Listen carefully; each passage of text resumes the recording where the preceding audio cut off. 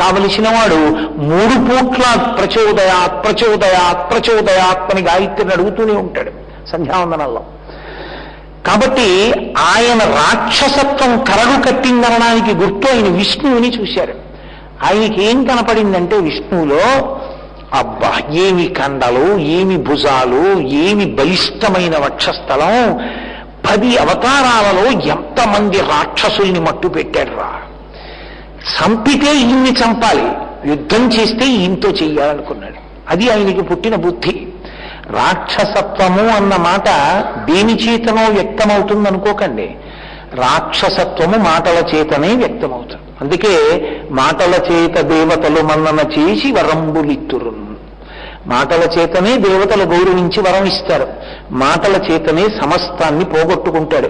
జిహ్వాగ్రే వర్తతే లక్ష్మి, జిహ్వాగ్రే మిత్రబాంధవాః, జిహ్వాగ్రే బంధనం ప్రాప్తి, జిహ్వాగ్రే మరణం ధ్రువం. అసలు రామాయణ కావ్యమంతా వాగ్వైభవమే. 10 నెలలు రావణాసురుని యొక్క అంతఃపురంలో అశోకవనంలో శిశుపావృక్షం కింద కట్టిన చీర మార్చకుండా కంటి నుంచి ధారాపాతంగా ఆ ఏడుపు ధారలు పడేటట్టుగా ఉన్నటువంటి సీతమ్మ దగ్గరికి వెళ్ళిన హనుమ ఆమెని చేయి పెట్టిలా కళ్ళు తొడవలేదు. సుందరకాండ చివర చెప్పారు, తతోమయా వద్విదధీన భాషిత శివాభిరిష్టాభిరభిప్రసాదిత జగామ శాంతిం మమ మైథిలాత్మజ తవాపి శోకేన తథాపి పీడిత. నా మాటల చేత సీతమ్మకు శాంతి కల్పించానన్నారు. మాట ఎంత శాంతినిస్తుందో చెప్పడమే సుందరకాండ. ఆ మాట ఉన్నది మనుష్యునికి. సుందరకాండ చదవడం గొప్ప కాదు, సుందరకాండ చెప్పడం గొప్ప కాదు. సుందరకాండ అర్థమైతే నువ్వు ఎలా మాట్లాడాలో నేర్చుకోవడం గొప్ప. నీ ప్రతి మాట ఇతరులకు ఎలా శాంతినివ్వాలో నేర్చుకోవడం గొప్ప. సత్యహరిశ్చంద్రీయంలో బల్జేపల్లి వారు మాట అంటారు, కడుపున్ రంపపు కోతకోయునదియే గాయాలు కాకుండినన్ అంటాడు. ఒక మనిషిని పడుకోబెట్టి రంపను తీసుకొచ్చి అటొకళ్ళు ఇటొకళ్ళు నిలబడి ఎనస్థీషియా ఇవ్వకుండా కోషిస్తే కలిగే బాధ కన్నా అనకూడని ఒక్క మాట అంటే కలిగే బాధ అంత గొప్పది. కాబట్టి కడుపును రంపపు కోతకోయునదియే గాయాలు కాకుండినన్. వాక్కు అంత 2 వైపుల పదునున్నది. దాన్ని జాగ్రత్తగా వాడడానికి బుద్ధి పదును పెట్టబడాలి అంటే ఈశ్వరుని యందు వేదమునందు భక్తి తత్పరుడైన వాడికి మాత్రమే ఆ సంస్కారం అబ్బుతుంది. కాబట్టి ఆయన నోటి వెంట ఆ మాట వచ్చింది, వృషాసురుడి నోటి వెంట. ఆయన అన్నాడు, తెలియదా ఆయన ఎటువంటి వాడో విష్ణువు? చాలా గొప్ప మాటలతో పిలిచాడు. కేశవానంత గోవింద, ఓ కేశవ అనంత గోవింద, నాకు ఏమీ అక్కర్లేదయా, యుద్ధ భిక్షాంచ దేహిమే, నచ స్వర్గం నచ మోక్షం పారమేశ్చ పదం హరే. నాకు స్వర్గం అడుగుతాననుకుంటున్నావా? నాకు అక్కర్లా. మోక్షం ఇమ్మంటాననుకుంటున్నావా? నాకు అక్కర్లా. పారమేశ్చ పదం హరే, బ్రహ్మపదం అడుగుతాననుకుంటున్నావా? నాకు అక్కర్లా. నాకొక్కటి కావాలి, యుద్ధ భిక్షాంచ దేహిమే, దా నువ్వు నేను యుద్ధం చేద్దాం అన్నాడు. ఏమిటా సరదా? ఎక్కడి శ్రీ మహావిష్ణువు? ఆయన ప్రత్యక్షం అవడం ఏమిటి? ఆయనతో యుద్ధం ఏమిటి? వీడికి తెలియదా దీపం మీద పడిన శలభంలా మాడిపోతానని? అదే రాక్షస ప్రవృత్తి అంటే.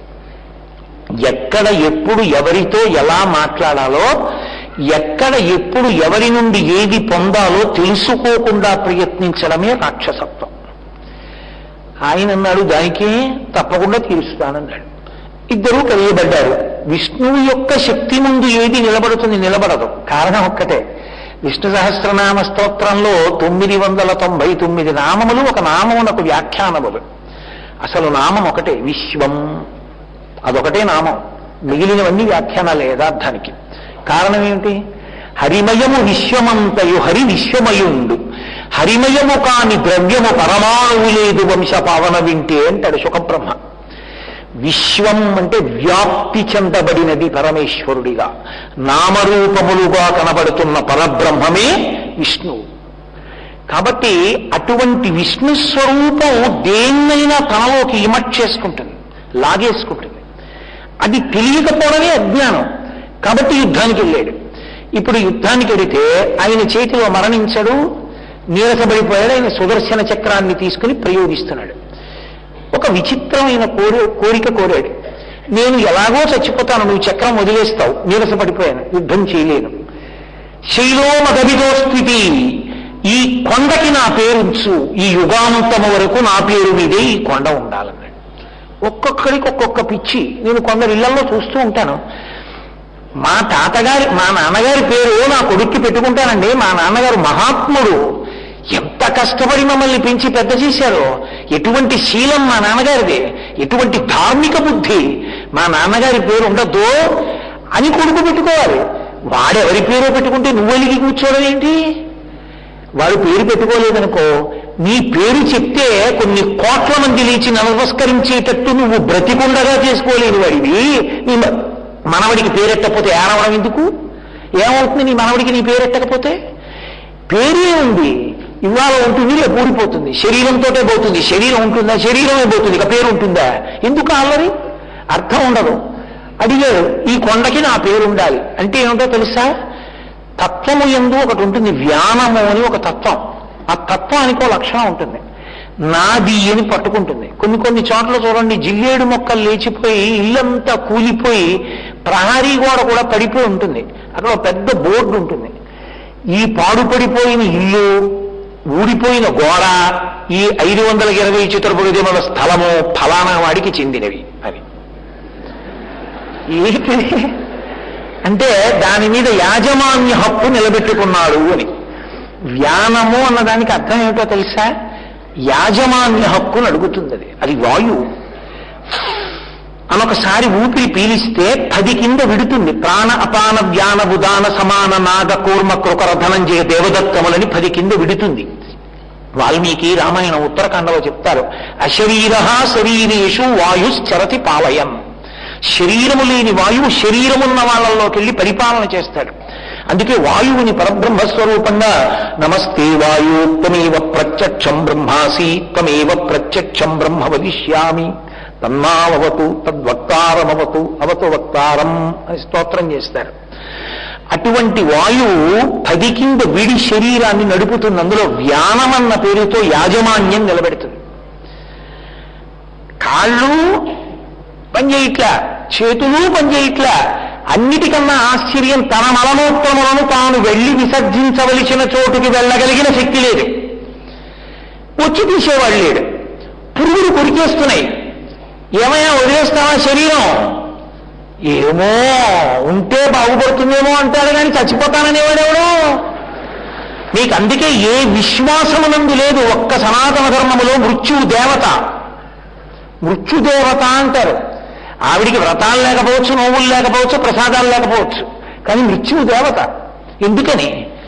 సంధిబంధములు విడిపోయిన శరీరాన్ని పట్టుకుని జీవుడు వ్యానవాయువుని పట్టుకుని వేలాడుతుంటే, ఓరి ఇంకా దీన్ని పట్టుకుని ఏం చేస్తావురా, ఒడులను విడిపించి కొత్త శరీరంలోకి పెడతాడు. అనుగ్రహించట్లా మృత్యువు, ఇది విడవకపోతే ఇంకో దాంట్లో పెడతావు. ఎంత వృద్ధులు అయిపోయినా, ఎందుకు పనికి రాకపోయినా ఇంకా ఈ పట్టుకు వేలాడతానన్న వాడిని వదిలిస్తోంది. వ్యానము యాజమాన్య ప్రకటన, అదే రాక్షసత్వం. అది తనంత తాను బ్రతికుండగా వదిలిపెట్టేటట్టుగా వైరాగ్యమును పొందాడనుకోండి, ఇది పడిపోతుందా ఒకనాడు? బాల్యాదిశ్యపిజగ్రదాదిషు తథా సర్వాస్వస్థాస్యపి యావృత్తాసనువర్తమానమహవిత్యంత స్ఫురంతం సదా స్వాత్మానం ప్రకటీకరోతి భజతాం యో భద్రయా పుత్రయా తస్మై శ్రీ గురుమూర్తయే నవయిదం శ్రీ దక్షిణామూర్తయే అంటారు శంకర భగవత్పాదులు దక్షిణామూర్తి స్తోత్రంలో. ఇది బాల్యంలో ఉంది అని చెప్పింది, ఇది యవ్వనంలో ఉంది అని చెప్పింది. ఒరే వార్ధక్యంలోకి వెళ్ళావు, కళ్ళకి జోడొచ్చింది రోయ్ అని చెప్తోంది. ఒరే 4 ముద్దలు ఎక్కువ తింటే జీర్ణం అట్లా పులిత్రేణుపులు వస్తున్నాయి చెప్తోంది. జుట్టు తెల్లబడిపోతోంది. ఎందులోంచి వచ్చావో అందులోకి వెళ్ళిపోవలసినటువంటి రోజు దగ్గర పడిపోతోందని చెప్పడానికి ఈశ్వరుడు తెల్ల చేస్తాడు జుట్టుని. ఉపాసన తొందర చేసుకో, వెళ్ళిపోతున్నావు, మళ్ళీ ఇందులోకి వస్తావో రావో ఎవరికి తెలుసు, జాగ్రత్త పడిపో. దూర్జటంటారు, దంతంబులు పడనప్పుడే తనువుయం దారూహి ఉన్నప్పుడే కాంతా సంఘము రోయనప్పుడే జరాక్రంతంబు కానప్పుడే వింతల్ మేన చేయించిన కురుల్ వెల్వెల్ల కానప్పుడే చింతింపన్బలి నీ పదాంబుజములన్ శ్రీకాళహస్తీశ్వర అంటాడు. ఆ స్థితిని చెప్తుంది జుట్టు. అయినా ఇంకా దీన్ని చూసుకుని నేను ఉండిపోతాను. ఈశ్వరుడు జుట్టు తెలుపు చేస్తే వీడు నలుపు రంగే చేసుకుంటే ఈశ్వరుడు ఏం చేస్తాడు? జుట్టుకు వేశాడు, గడ్డం ఏం చేస్తాడు? గడ్డానికి వేశాడు, మీసం ఏం చేస్తాడు? పరమేశ్వరుడికి నవ్వు పుట్టి కనురెప్పలకు కూడా చేస్తే ఏం చేస్తాడు? ఎంతకాలంలో నువ్వు ఇవాళ వేసుకోవు, రేపటికి నెరవరం, ఇంక అందులోనే ఉండాలి అదేలో నువ్వు. ఎందుకు కృతక యవ్వనం నీకు? ఏమి నువ్వు వృద్ధుడని అంగీకరించి శరీరం కాలగతి ఎందు వృద్ధాప్యమని పొందదా? పొందిందని పరమేశ్వరుడికి నమస్కారం చేస్తే ఏమిటి లోటు వచ్చింది నీకు? ఎందుకు అక్కర్లేని ఆర్భాటం, ఎందుకు అక్కర్లేని అమాయకత్వం? అదే ఆయన కోరాడు, ఈ కొండకి నా పేరు అన్నాడు. ఏమిటి వస్తుంది? ఒక ఉపకారం జరుగుతుంది. ఎంత ఉపాసన చేస్తే ఏముంది సత్వగుణం లేనప్పుడు? విష్ణువే ప్రత్యక్షమైతే ఏం పొందాడు ఆయన? ఇది చెప్పడానికి సరే, ఆయన చేతిలో మరణించాడు కాబట్టి ఆయన ఎంత ఐక్యమవుతాడు, అది వేరు మాట. కానీ ఒక ప్రహ్లాదుడు పొందిన స్థితికి, ఒక వృషాసురుడు పొందిన స్థితికి తేడా లేదు. కాబట్టి కృతే వృషాద్రిం వక్ష్యంతి త్రేతాయాం అంజనాచలం. అదే కొండ త్రేతాయుగంలో అంజనాచలము అనిపించుకుంది. ఎందుచేత అంజనాచలం? అక్కడే అంజనాదేవి మహాపురుషుడైనటువంటి హనుమని ప్రసవించింది. అక్కడే పుట్టాడు మహానుభావుడు. అందుకే తస్మాత్ అంజనశైలోయం లోకే విఖ్యాత కీర్తిమాన్. లోకమునందు దానికి అంజనాచలము అని పేరొచ్చింది. ఒక మహాపురుషుడు వృషాసురుడి పేరు మీద కొండే ఉంది, హనుమ పేరు మీద ఆ కొండే ఉంది. హనుమ పేరు మీద ఆ కొండ ఉంటే తలుచుకుంటే పవిత్రం. ఎందుకో తెలుసా? హనుమ అంటే మీరు ఎప్పుడు జ్ఞాపకం పెట్టుకోండి, చాలా గొప్ప విశేషణములన్నీ ఏ ఒక్క వ్యక్తి యందు అన్వయమవుతాయో ఆయనే హనుమ. అత్యంత బుద్ధిమంతుడు ఆయనే, అత్యంత వినయశీలి ఆయనే, అత్యంత నవవ్యాకరణ పండితుడు ఆయనే, అత్యంత బుద్ధిమంతుడు ఆయనే, అత్యంత మనోజవమున్నవాడు ఆయనే, అత్యంత బలమున్నవాడు ఆయనే, అత్యంత నిశ్చలంగా కూర్చునేవాడు ఆయనే, తన పేరు పెట్టి పిలవకపోయినా రామనామం చెప్తే పరిగెత్తుకొచ్చేవాడు ఆయనే. ఆయనలా చదువు నేర్చుకోవడం కూడా ఎవరికీ సాధ్యం కాదు. గురువుగారు ఎత్తు మీద కూర్చుంటే పల్లల్లో కూర్చుని పాఠం వినరా అంటే ఆవలించే రోజుల్లో మహానుభావుడైన హనుమ సూర్యనారాయణమూర్తి దగ్గర చదువు నేర్చుకోవడం అంటే అంత తేలిగ్గా నేర్చుకోలేదు. గురువుగారు ఒక చోట ఉండరు. సప్తాశ్వరథమారూఢం, ఆయన సప్త సప్తిర్మరీచిమాన్, సప్తా అనబడేటటువంటి గుర్రం పూంచిన రథం మీద వెడుతూ ఉంటాడు. ఆయన వెడుతున్న కొద్దీ మధ్యాహ్నం అయితే మధ్య